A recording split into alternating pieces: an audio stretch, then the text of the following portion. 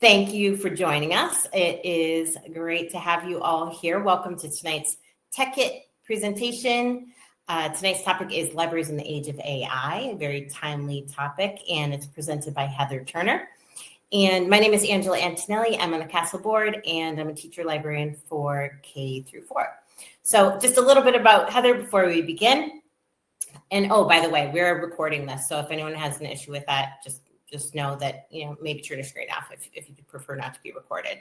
But we are recording. And Heather is a super librarian. She has won the Super Librarian Award, in fact, and she has also received the Outstanding Library Award from Senator Sean Ryan. And she is part of the Central New York school system, and she's a teacher trainer for school librarians. Just found that out. It's pretty amazing. And she has worked in elementary, middle, and high school libraries.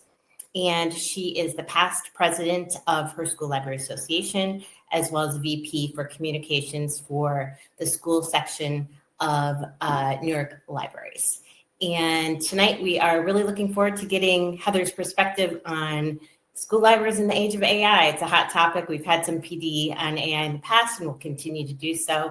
And we can't wait to hear what you have to share with us. So welcome and thank you.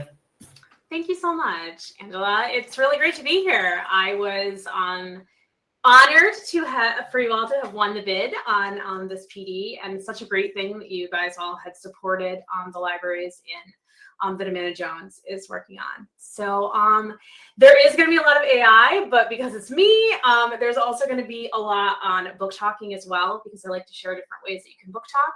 So I, of course, have way more information than I have time to share with you today, but everything is in the pinned comment that I put in the chat, and that has everything, regardless of whether or not I get to it.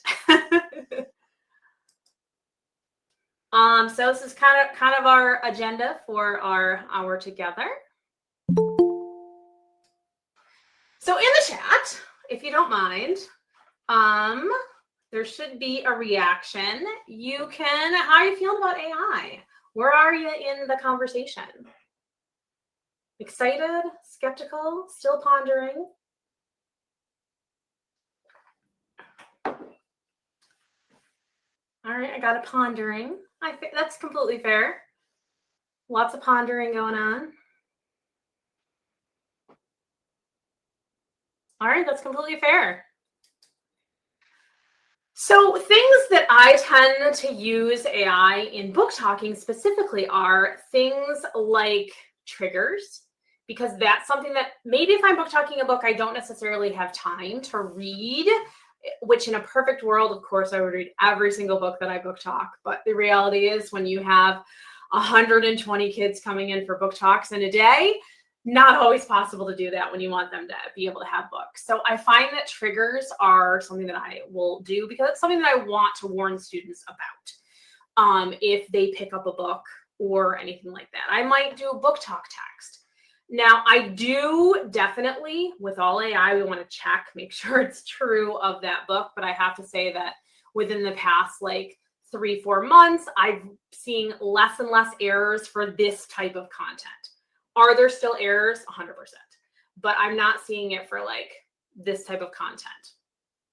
I sometimes do it for image generation, for trying to give the vibe of a book. Because sometimes the images that I might find online don't really give me that idea of the book that I'm looking for. So that I have something on the screen, the presentation screen, that will give the kids something to look at and getting that vibe of that book. And then also book pairings can be really helpful, and book lists. Not as successful, I would say, on the book list and the book pairings, but sometimes I might find one or two that are helpful to me. But it's because I know my collection, I know my books, that that can be helpful to me. All right, what have you used? Have you used AI, and what for? So yes, maybe a thumbs up or a thumbs down, or just curious as to what you all have used AI for. And if you haven't, that's okay.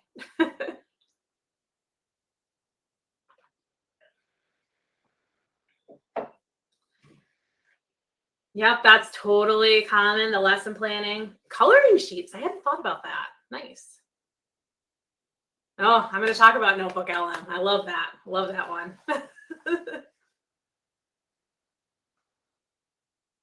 All right, cool. Oh yeah, generating slideshows in Canva. Yeah, it's so nice to have like a way to just get started. I always find it's easier to edit than it is, or modify than it is to come up with it from scratch. I love that. Yeah. Title generation, it's fantastic for. I'll be like, and please use alliteration as well. That can be really fun too. All right, have you used AI for book talking or library things? I see one library thing with the displays. Great. A little bit of lesson planning. I also really like the person that said emailing parents, because that's a really, really good reason to use AI, because I don't know about you, but I'm in email, I can come off as a little abrupt sometimes because I'm very just factual, like to the point. I get the email out, but sometimes I'm like, I need to be a little nicer. So I might say, make this better, modify this, make it nicer. Because sometimes we have to say things in email that aren't the most positive sometimes, but we try to be positive. So I definitely utilize it in that way a lot.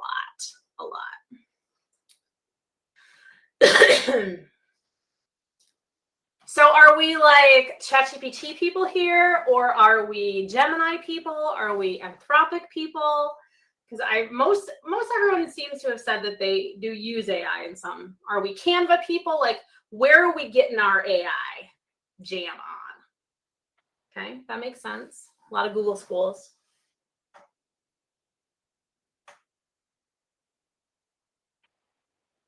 Oh, I love that, Angela, that you're using them all. That's really great, because utilizing more than one is a really good technique to use to make sure that you have consistency among all the different ones. So yeah, awesome.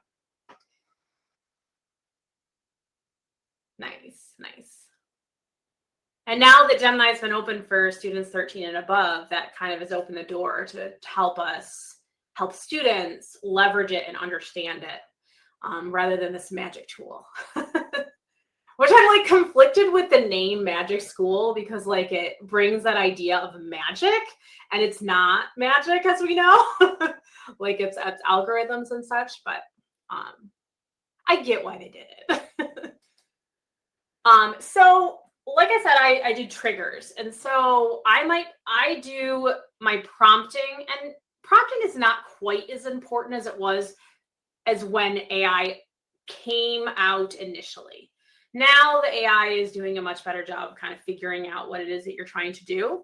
But something that I would do is the role of like who I am and the tasks that I want it to do, the context, the audience, and then what it is I actually want, rather than it trying to figure that out. If I wanted a bulleted list, if I want an Excel spreadsheet, if I want a formula, whatever it is that I want. Side note, it does a really good job with Google formulas for spreadsheets. Does a fantastic job. So being really specific, because unlike when we do a Google search, an AI search is give me as much information as I can to get the output that I'm looking for. So that's a really huge difference. And we think about, we want the right answer. That's the goal of the AI. Now, who decides who the right answer is? The algorithm does. So we always keep that in mind. So this one I did on book talking text, and I did the same thing again. Role school librarian, explain the task, book talk that is engaging and does not give the plot away, and the title of the book. I did Hunger Games for this one. I always test it out with a book that I've read and I know very well, so that I can see how the AI is doing generating that book talk for me. Now, I'm not going to do books that are probably not as popular, because they're just is not going to have the information in the database that would be able to create a good book talk. And I might even write a book talk myself and tweak it and have AI, because like that's how I use AI a lot, is as an editor, and giving me feedback on what it is that I've actually written. Like grade level, reading level of the students, or and then in this case, I asked for a bullet list. In the chat, would you have AI create a book talk for you? Love that, Anne. Okay, we got some thumbs up.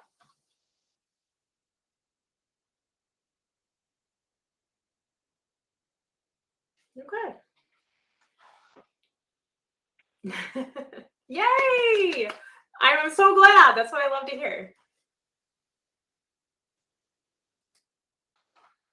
All right, so here's another one that I did. The book talk, engaging and doesn't give the plot away. I might even say it needs to be 30 seconds or less.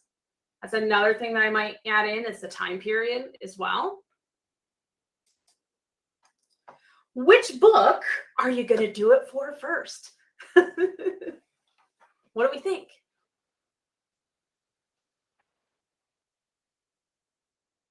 And side note, it's kind of like, what are y'all like thinking about in books right now? So book collection time.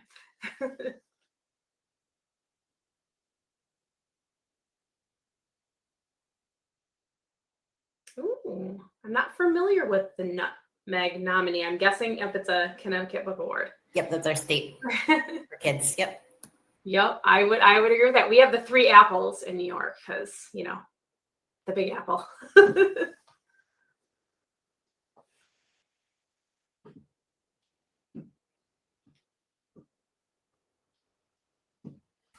It does a really good job of doing things like giving you a script for, say, like a TikTok video.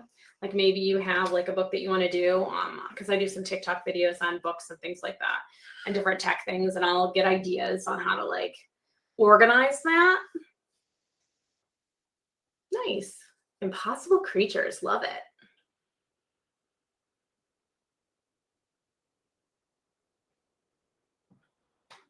Cool. Feel free to put those keep putting those in the chat.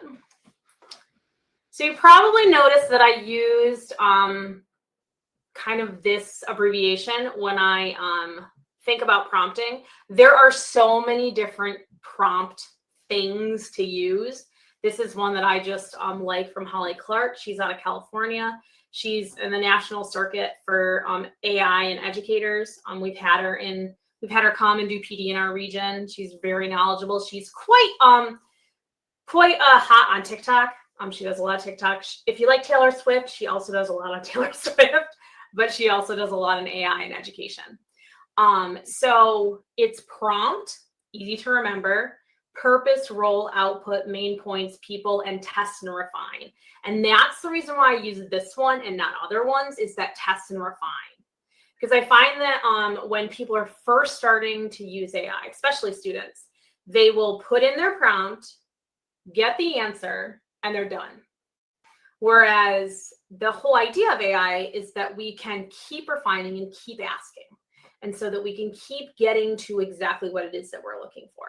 And so I really like that about this prompt thing.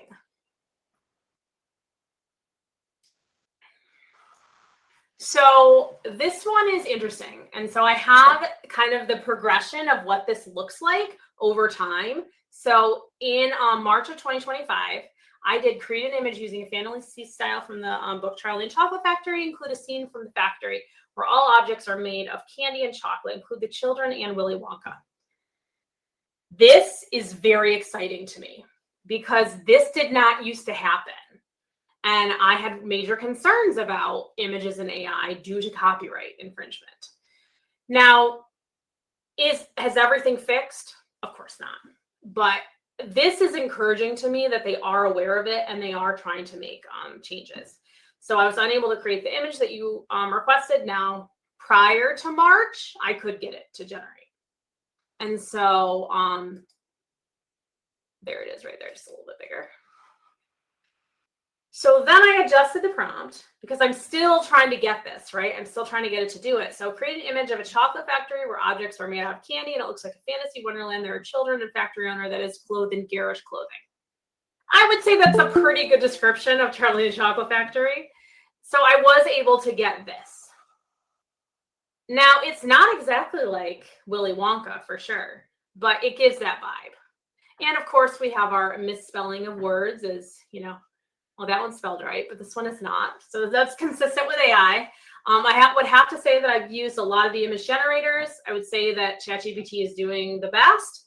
Canva is really great for students because several of my colleagues, their junior high students keep trying to break it to show less than school appropriate images. And they have Canva, they have not been able to break it. So as far as like safety in image generation, for students, Canva, I like. And as far as the quality of the images, I like ChatGPT better. That's probably why I paid for it.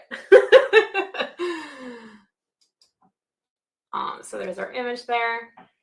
But I feel like I can't talk about AI unless I talk about the environmental impact, because this is a really huge concern. And it is real. It takes like 10 times. I think I have. Is it in one of my articles? I don't think so. Oh, it's right there. I can't see it. Oh yeah, ChatGPT query uses 10 times the wattage of a Google search. So I say that in that if it can be a Google search, what you're looking for, don't use AI. Just like think about that environmental impact. That do you have to use the AI just because of the tremendous amount of power that it takes to do that? And then we think about something that's a little bit more cerebral in that if a fossil fuel company uses AI to become more efficient, so then they're using more, they're polluting more. So then we have that whole thing going on as well.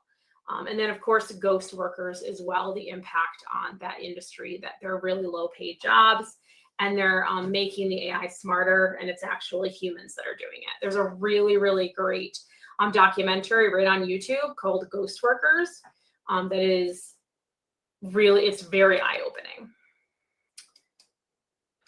All right. So we did talk about environmental. Of course, there's other concerns, but I'm interested to see your concerns about AI in education.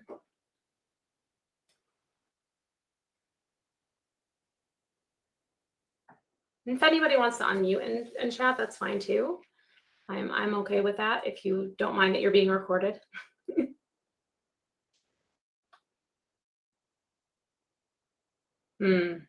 I agree.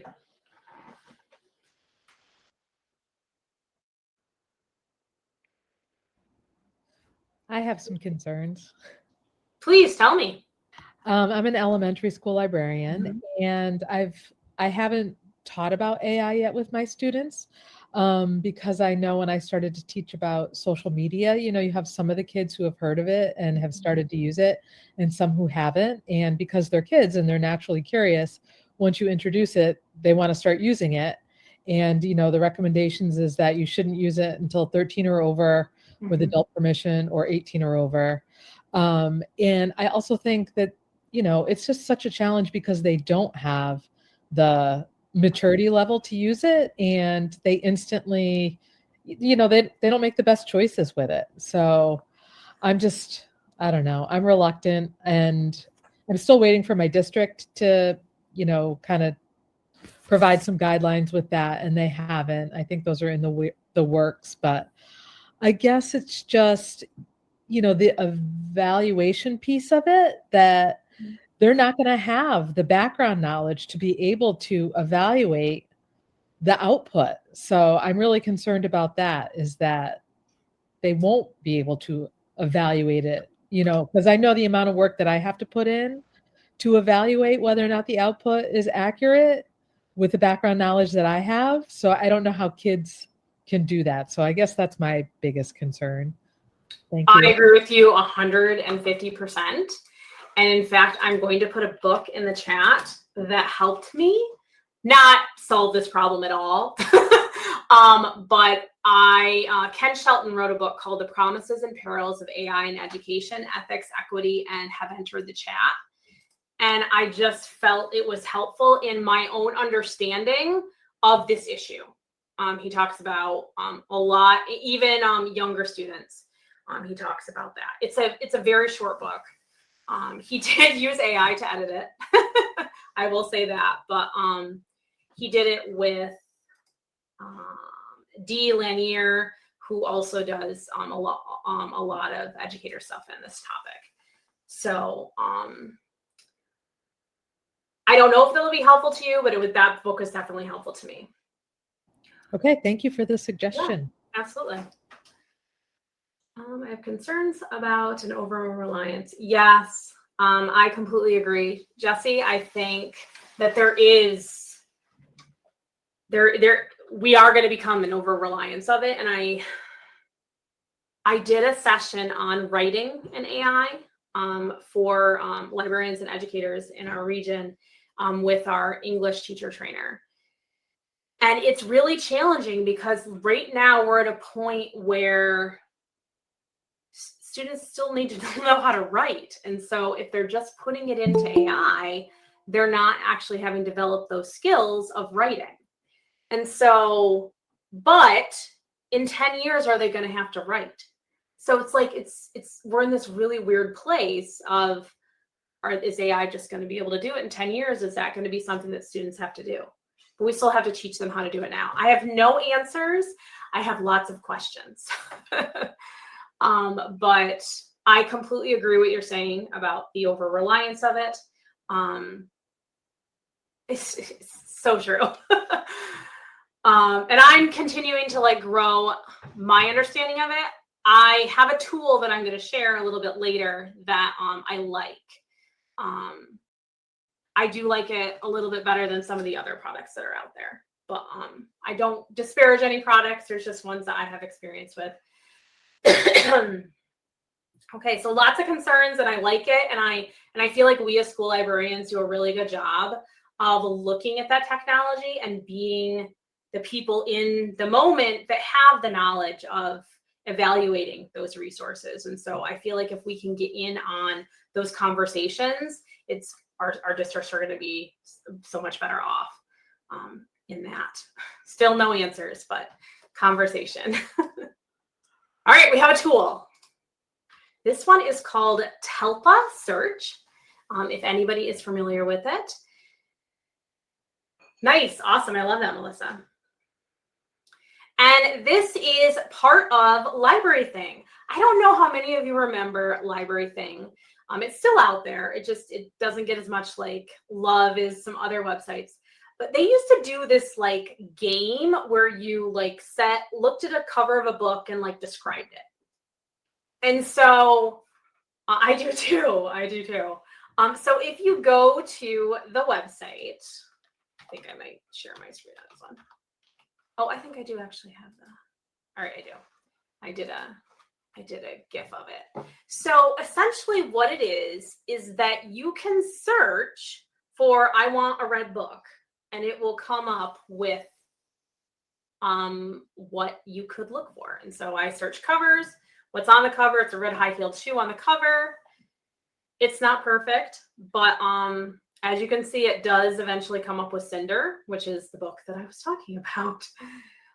You can search books as well. So a book that has an animal in it, or a hedgehog or whatever. So it's not perfect, like I said, but it's free and available. And you just go to, I think I spelled that wrong. No, I didn't. Telpasearch.com. You search, and then that's pretty much all it does. I just want to make sure that my link works. Yep, it still works. And this slideshow is right pinned at the top of the chat, so you should see it. But I can share the link at the end as well. But I think I pinned it so that people should be able to see it. So that's Telpa Search. Because I definitely had students come up to me and say, I want the blue book that has the ghost on it. And so there you go. And I think it'll improve it'll keep improving, but it's definitely it's not just using AI here, it's using the data and collection. That's the data source, that's why I think that AI has a lot of tremendous potential, because I feel like our library catalogs have so much great data in them. And if we could create an AI that is just taking our data so that we can control the data that's in there, I think that there's a lot of possibilities for us, and things like our databases and things along those lines. I like the idea of a closed system of information rather than ChatGPT or Gemini or whatever, that's somebody else is deciding what that AI is, and we don't really have control over that. And I guess my type A personality, I want a little bit more control of the data set than we have, and we don't really know how it works because it's all proprietary to this AI companies. So the potential that I see for this is that students think that we read every single book in our collection. That AI can help us create engaging summary, create different promotional things to grab students' attention, social media posts, and book recommendations. So this is the potential of AI in general, is what that can help us out. The potential fiction, I have time to read every book review. Diversity audits can happen yearly and collections are constantly weeded. I have time to do all of this without an aide, just me. I can make all this happen, right? So the reality might be the AI can help us create better collections for book orders. Something that teachingbooks.net does is it allows you to upload parts of your collection so that you can do a diversity analysis. I don't call it audit because it's not an audit. It's an analysis of your collection. Just like Tidal Wave, Mackin does this, and we'll take a look at your collection. I hope that it could give us a better diversity audit so that it could take things like our circulation data and our book checkouts and all of that information and give us true analysis of that collection much more efficiently than we can do it ourselves. So, I mean, this doesn't exist yet. I mean, I just want it to. So yeah, so that's kind of like where I hope that AI can get us. So if AI could improve one thing in your library collection, what would you want it to be able to do? Melissa, I am not going to talk about Gemini gems. I would be happy to come back.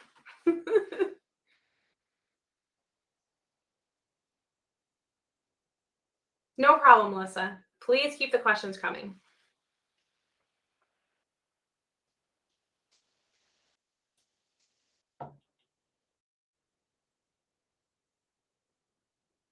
And then you're happy to unmute if that's easier for you than writing. Yeah. And like, I even think like things along the lines of the fact that maybe 50% of your books still say that Pluto is a planet, you know, like things along those lines, if they had access to that, because I know that a lot of the AI companies are actually purchasing publishers. I don't know how many of you are aware of that, because they want their information. They want that data from the publishers. So right now they're being sued by authors and publishers because they're scalping it all from the internet, but they want to own it.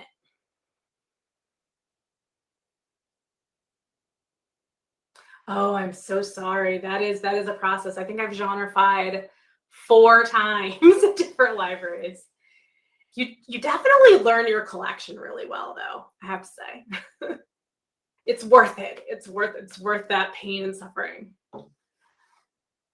One of the librarians in my region actually didn't move anything, just kept bit by bit through the entire year, genrefied and labeled as she went along, and then didn't make the shift until she could call in some help, like on a staff development day. The other librarians in the district helped her move stuff.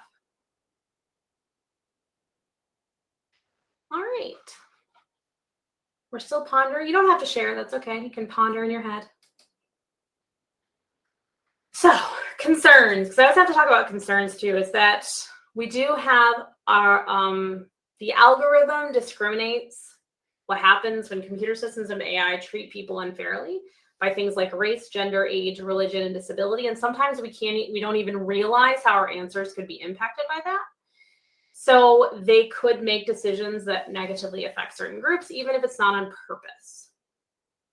We saw this in a very negative way when Gemini started doing images. When somebody asked for Nazis, they showed people of color as Nazis, and so then they took down that feature of Gemini for a little while because it was overcompensating and showing things that were not true, completely not true, because it made it up through those images.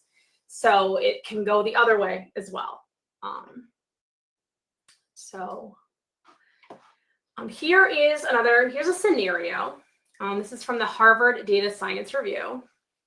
Another scenarios that are significant. We asked ChatGPT-4 to suggest 5 books for a 14-year-old. In response, it responded with Hobbit, Harry Potter, Percy Jackson, Aragon, and The Maze Runner. For a girl, Hunger Games, Anne Green Gables, Ella Enchanted. So they did this multiple times, and they found that the book suggestions distinguish male and female readers. Now, Harry Potter is consistent.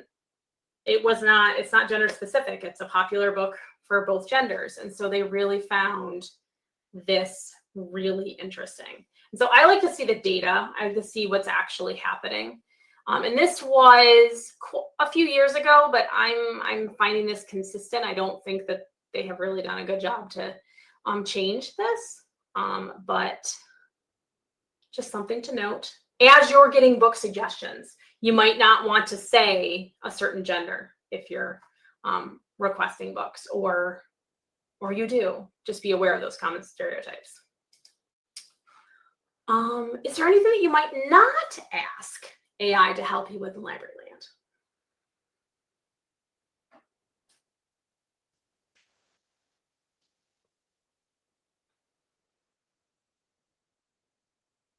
I promise I'm getting more positive. I have to get through some of the negative stuff first, friends. Well, I think one nice thing is just the, student connection. That's one of the things that I enjoy about the job a lot. And thankfully, I don't see AI taking that piece away. Mm-hmm. That's fair. That's fair. And definitely, Anne. I mean, if you're in the beginning journey of AI, I've been probably working with AI since really ChatGPT came onto the scene. Just in my job, it's just as being a teacher trainer, that was definitely something that I had to do.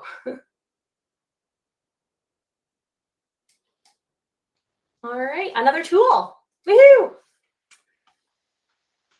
So I needed something that students could use to use AI. They think that, and I feel like some districts think that AI is like this dark secret that we don't want to talk about, that it's a cheat, like, ooh, we're really scared. Teachers are using it, but students don't have access to it.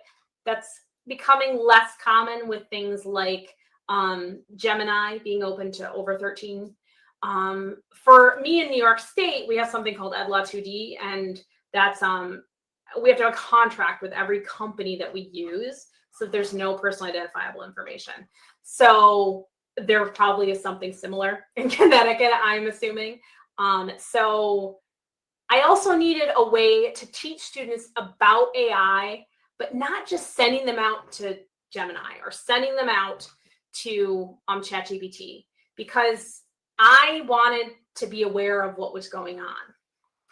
And so I looked at a lot of things, including Magic School, and the one that I really like, not sponsored, they don't pay me or anything. This is just the one that I really like, and it's called School AI. One of the first reasons why I really liked it is the students don't have accounts. And so I really liked that because only teachers have accounts. And teachers are free, limited, of course, it's freemium. But I was able to use it for free and do pretty much what I needed to do. It's basically pre-made chatbots, or you can create your own. Students don't sign in. There's a share link, kind of like a Pear Deck or a Nearpod, except they don't have to sign in. Teachers can completely monitor the activities and interactions that are going on. AI gives you a summary of and identifies any issues that are going on, like if a student just starts swearing or something. And you can view the entire chat exchange. Something that somebody mentioned GEMS before. That's the only concern that I currently have with GEMS, is that teachers are not able to see what's going on. But I'm hoping that they add that in the future. So of course I'm gonna have to try it out after I tell you a little bit more about it. It also has things like having a chat with a historical figure, which I like and don't like, because I don't want kids to think that Alexander the Great really lives right now, because I could totally see a kid saying, "Oh, I talked with Cleopatra today." No, you didn't, sweetheart. It was an algorithm. So that's the only concern that I have with some of the chatting with a historical figure, or a book, chat with the characters from The Bridge to Terabithia or Goodnight Moon. Yes, exactly, right? They think it's a real person.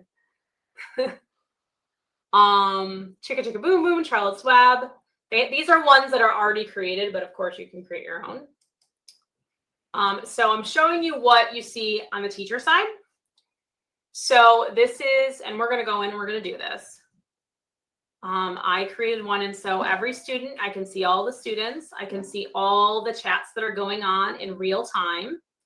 And I even have an indication from the smiley faces or sad faces whether or not I need to check in with that student. So right now it says student needs redirection, and that's indicating to me that I need to go over to that student. I can kick the students out if they're not doing what I want them to do. But I get this in real time, and so I really, really like that. So this is what the student sees, and that you will soon see.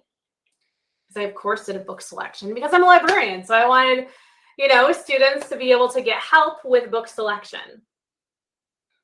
So this one, I think, and I think SpongeBob SquarePants is what I said the name of the person was. So that's what happened. I put my name in, and it can just be the first name. So PII is not an issue. Personal identifiable information. And so then they have, and you'll notice that it says speak. So then it can do audio. And then down here we have the mic, so you can actually talk into it as well. So I feel like I have heard of students utilizing this product down to 1st and 2nd grade. And yeah, let's try it out, and then I will. Oh, this is what it looks like when a student's not doing the right thing. Student disengaged, needs direction to focus on activity. That's because I swore or repeated myself or something like that. And so the AI does notify. Okay, so I'm going to stick this in the chat. Continue to external site. All right, here is the link that's going to allow you to go into. All right, I'm going to share that screen. Share. Okay, so this is what you should see, and I'm just going to join the space. I'm already logged in, so it's not going to prompt me for a name. And then you should see something like this. So it says, hey, let's pick a book you'd actually want to read. What are you into lately? Any favorite hobbies, shows, games, podcasts, social media creators? Tell me what grabs your attention. So if you want to check that out, friends, I'll give you a couple minutes to do that. And I'm going to log into School AI so you can see what's going on.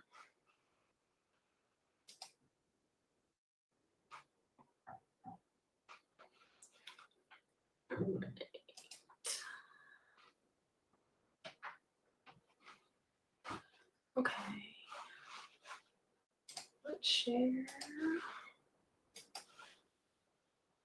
Okay. All right. This is real time. What's going on? You'll notice there's a lot more people in here because this is the one that I tend to use when I'm demoing it. So it's even telling me right on the side what students just put in. Oh, I love Neil Shusterman. Yeah. And if you want to be a little tricky, feel free to throw in a swear word or two or something inappropriate, and we can see that. But you don't have to. But if you just want to see what it does when it does that.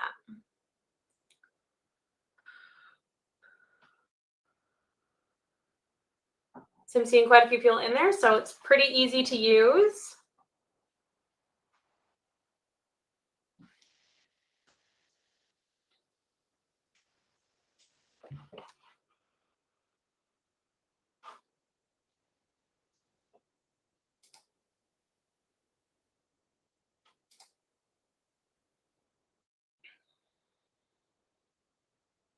Nice. I'm just trying to get it off track like the kids do. I'm telling it to tell me, and it's trying to get me back on track. Yes, and it also won't, if you say, give me a paper, it won't do it. It won't write it for you. It will keep redirecting you. So it, like I said, I like those guardrails. That it's only going to do, and I set this chat up, and once everybody gets a chance to try it out, I'm gonna show you. I'll go in. I create a space, and so I have my AI prompt. But I also can add things in, like if I have a list of books that I want to limit the students to, I could have a list of that, like a Google Doc or whatever, and then download it as a Word doc or whatever, and then upload it. I can upload standards. I can upload a rubric. I can upload whatever I want to create this chatbot for the students. I can even say things like I can even add standards here. I can also do things like what type of vibe the chatbot has. I want it to be really funny, or I want it to use like SpongeBob jokes or something. So like I can really tailor it to exactly what I want to in that prompt. This can be longer than I have. I did selection of books that students would like to read, prompt students into conversations about what they would like to read by inquiring into hobbies, TV shows, podcasts, games, social media, etc. Priority is on interest. Age level is educators for K through 12. They may be interested in books at their level, but that is, but also what their students might read. So I specifically created this for you all rather than for a student. And so, yeah, you can actually include an image. That's what you saw on the side.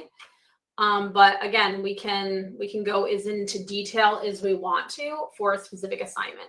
For second graders, I've seen it work really well as like a writing partner. So the assignment was that students were trying to do an assignment, writing a paragraph or something like that, very short. And if the student had a question, they could ask the AI. They were handwriting the actual the writing prompt. And so if they had a question, they could ask the AI. And what the teacher found was that 75% of the students utilized the AI chatbot, and 30% of the students would never have raised their hand because they were that kid that just never would raise their hand and they would just struggle and not get help. And so I feel like that's where AI has the real potential. Things like choosing a research topic, if you're doing a research project, could be really helpful, because I found that students trying to choose research topics and things along those lines, there were quite a few students that struggled with that. They just didn't know, they weren't interested in anything. I don't like anything. I would hear that a lot for middle and high school students. And of course they like lots of things, but they just, kids. So I hope that was helpful.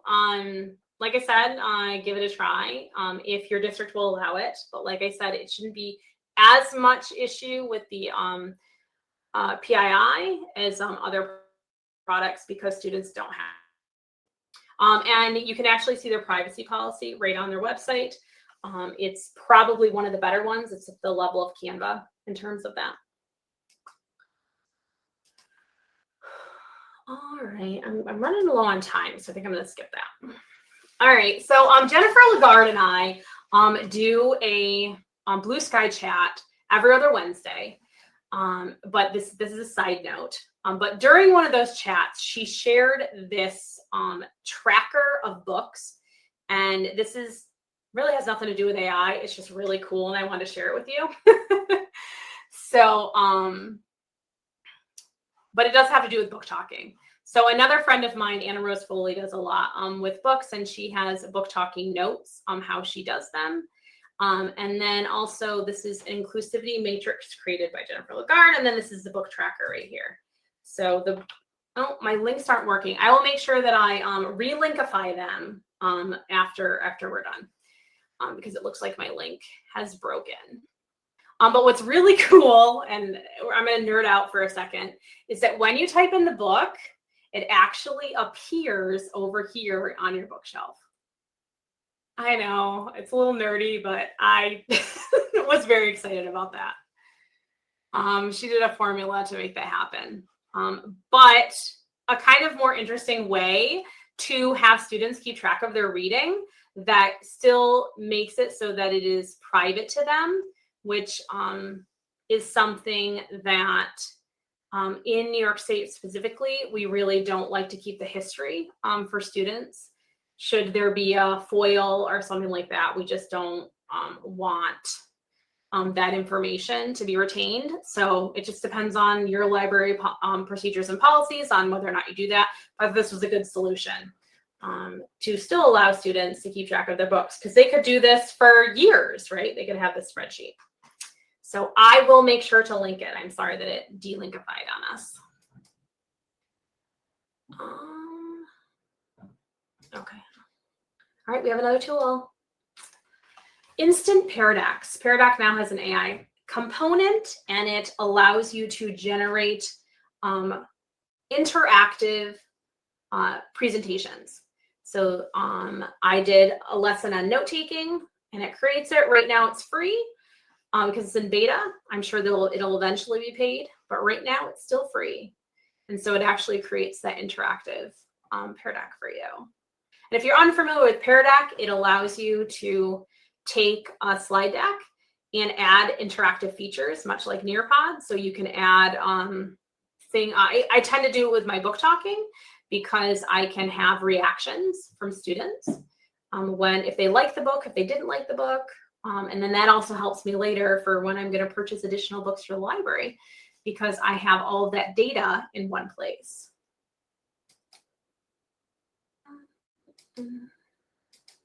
Another tool is, and somebody mentioned it earlier, I was super excited, is Notebook LM. And I love Notebook LM because it does everything that I don't like that AI takes away from me, which is control of the sources. And so you'll look on this side, I have sources that I have collected and that I want to do something with those resources. One of the most powerful things that I found is that I can actually create a podcast between two people. They're AI generated. They're always the same two voices. It's a male sounding voice and a female sounding voice. And I can also now interrupt the podcast when I'm listening to it and ask questions as well. And it adds in that information. It gives me a summary, study guide, table of contents. I can ask questions just from those resources. And you'll also notice right here that I have a video as well. As long as the video has a transcript on that website, then it will be able to add it in. I had a friend of mine utilize this, fellow librarian, utilize this in an environmental science class, I believe, and found local information about a topic and was able to tweak the resources to get the podcast to do exactly what she wanted it to do. And overall, I thought the students might get tired or bored of the same two voices, but I've not found that to be the case. They like the ability to consume the content using their ears And so they have really liked it. And it tends to generate between 15 and 25 minutes. That tends to be the generation. And yeah, I really like that. I really like this one. Specifically for this part. And it is open to Google for Education. So it should be available to your accounts. It used to be in beta, but it no longer is. So I just made this one. Just tells you how to do it. And I actually, right now, I've seen it used with high school and middle school and high school specifically, just due to the complexity of the actual people that are doing the work. But I wonder if you put in the generation something about this is for second graders or something like that, if it might improve the complexity or decrease the complexity. But so far, I've only seen it utilized that way. So I had it create a podcast based on articles and videos that I put in Notebook LM. I downloaded the audio, I brought it into Canva, and I just put a picture in front of it. And then it did AI and equity in K-12 education. You know, it's such a hot topic right now, and I think there's a lot to unpack. Absolutely, and it seems like everyone's got an opinion on it. Luckily, we've got a good mix of sources to help us dive in. We do. So it always talks about what the sources are, and I actually just put this on YouTube. So I'll copy that link, put it in the chat if you're at all interested on what it sounds like. I just find it's helpful to be able to hear what they sound like. But yeah, I really enjoyed, that was really fun because making podcasts and Canva is really easy to do. This one does a very similar thing, except you only get one source and then it'll generate a podcast. And so this is illuminate.google.com. Again, it's 2 voices you can actually pick, but it's only a single source. So it's kind of like a simpler version of Notebook LM. There are a lot of experiments in Google that are utilizing AI, especially in Google Arts and Culture. There's a ton of them that can help in lessons if you're teaching them about AI. All right, I'm gonna skip that. All right, I'm definitely not gonna have time to go through all of these, but I'll try to go quickly. One that I did was if you have Novelist, you can create very easy book talks, digital book talks. These are just a simple Google slide and very, very fast.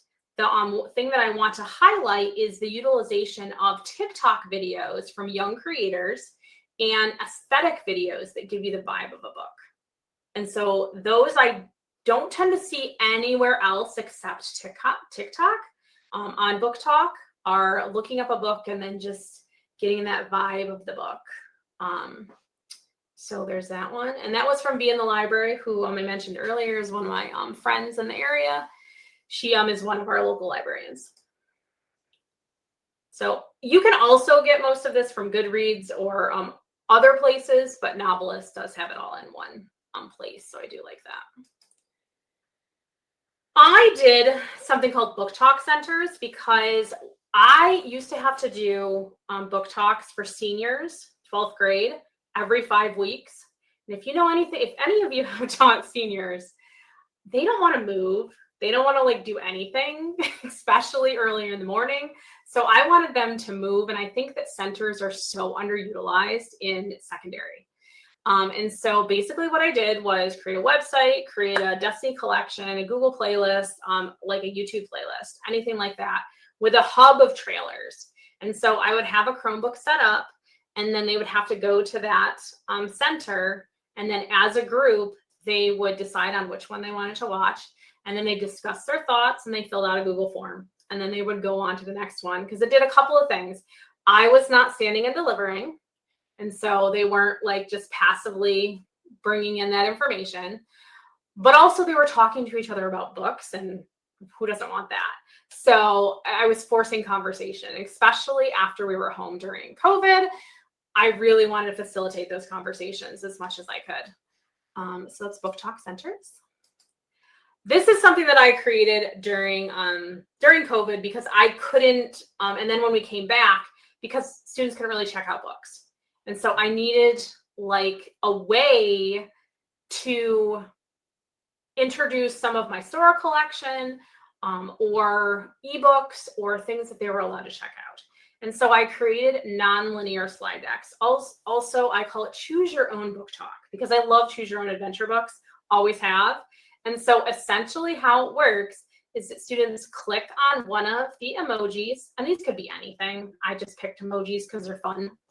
And then students would see an image and they would choose the image, and then they would get a book talk, like a book trailer, or an audio of me reading a book talk.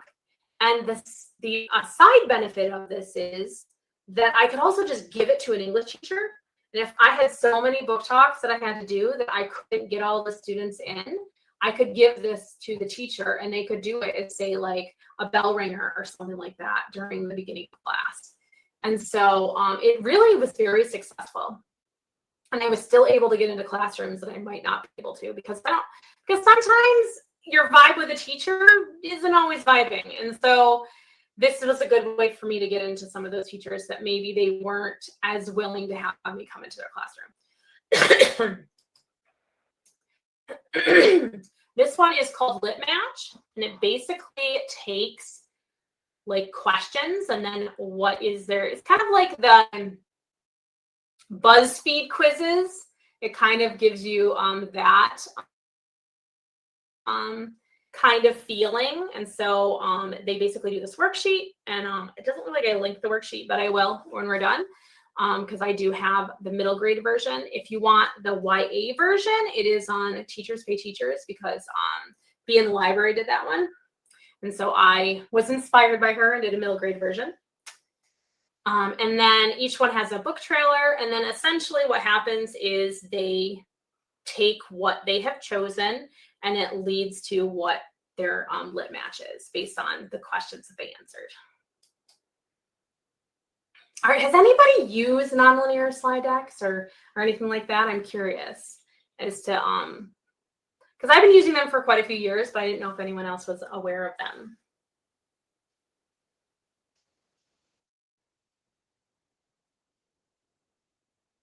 No, that's okay. Just curious.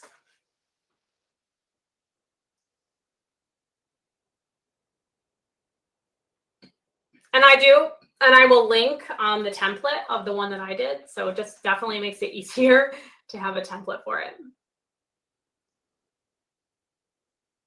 Yes, it's true. It's true. Having the time. But maybe AI could help you come up with the books.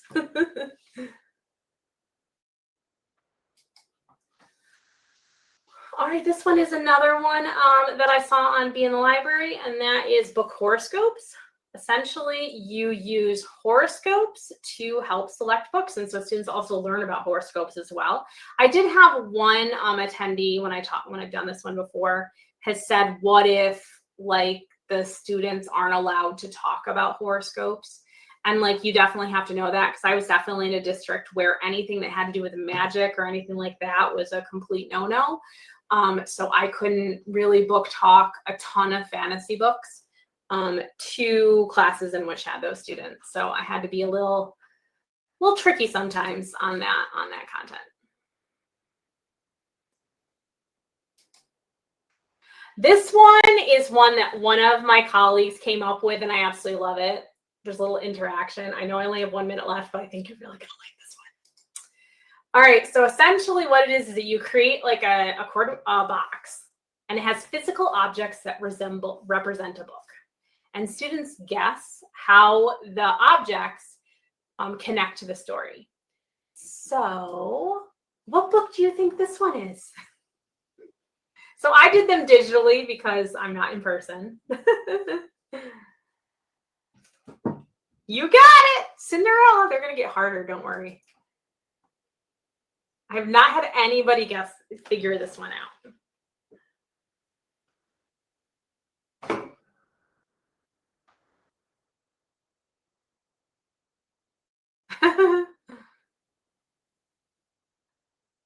I don't think anyone got it. This one is Matilda. I think some friends will get this one.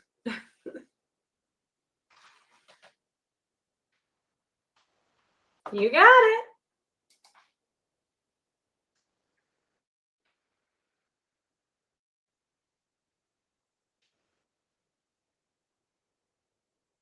Yeah, nope. Not Lord of the Rings.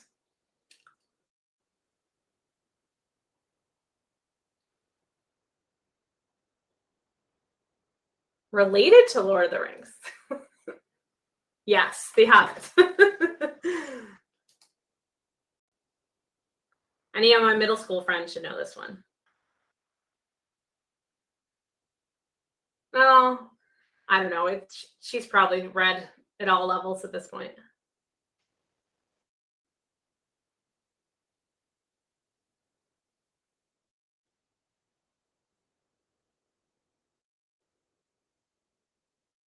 This one is Guts.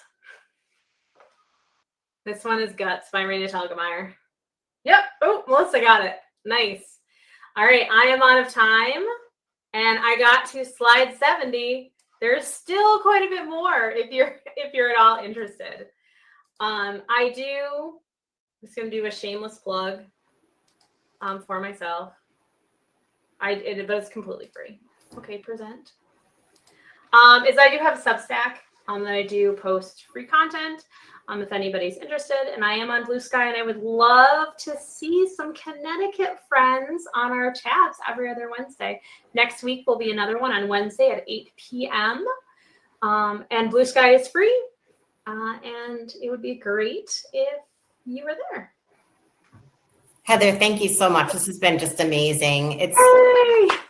I mean, I think I can speak for everyone when I say really appreciate just having some tools that we can take and run with right away, and having some hands-on practice right here in the presentation. That was really awesome.